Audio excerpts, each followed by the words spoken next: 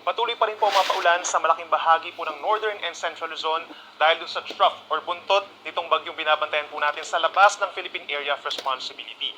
Habang sa may Southern Luzon, Visayas, and Mindanao, may mga malalakas pa rin po ng mga pagulan ngayong araw dahil pa rin sa southwest monsoon as enhanced by severe tropical storm with international name na Bibingka.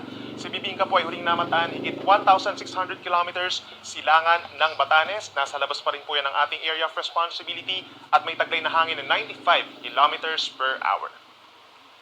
Base po sa latest track ng Pag-asa, posibleng pumasok ng ating area of responsibility mamayang hapon or gabi itong si Bagyong Bibingka at tatawagin natin na Bagyong Ferdy or magiging pang-anim po na bagyo for this year. Pero after a few hours, lalabas din ito ng ating PAR patungo po sa may southern islands of Japan o saan posible pang lumakas as a typhoon. Kung mapapansin natin, malayo po ito sa ating kalupaan, subalit inuulit natin, magpapaibayo pa rin po ito ng habagat sa mga susunod na araw kahit makalabas na ito ng ating area of responsibility.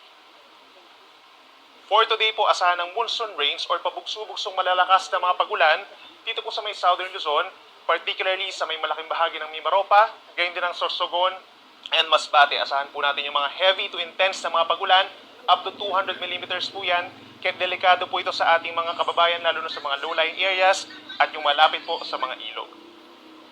Sa natitirang bahagi ng Luzon, kabilang na dyan ng rest of Bicol Region, Quezon and Batangas, meron tayong mga moderate to heavy rains po ngayong araw. Epekto yan ng southwest monsoon, 50 to 100 millimeters na posible rin po mag-cause ng mga baha at landslides.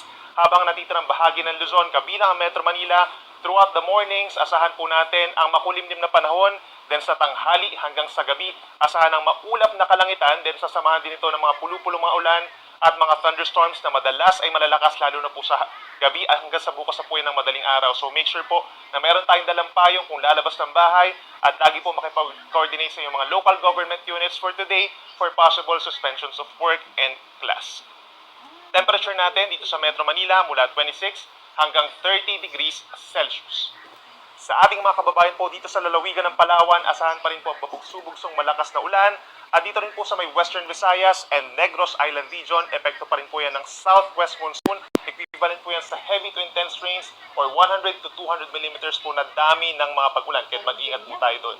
Samantala, dito naman po sa natitirang bahagi ng Visayas, asahan yung moderate to heavy ng mga pagulan ngayong araw. Paminsan-minsan din po na malalakas yung mga pagulan, epekto ng southwest monsoon. Habang malaking bahagi ng Mindanao, makulimlim na panahon din po ang iiral. Pinakauulanin po ang western portions, kabilang ng Samoro Region, Northern Mindanao, and Soc-Sargen. Asahan po yung kalat-kalat na ulan ng thunderstorms, lalo na po sa dakong hapon hanggang sa gabi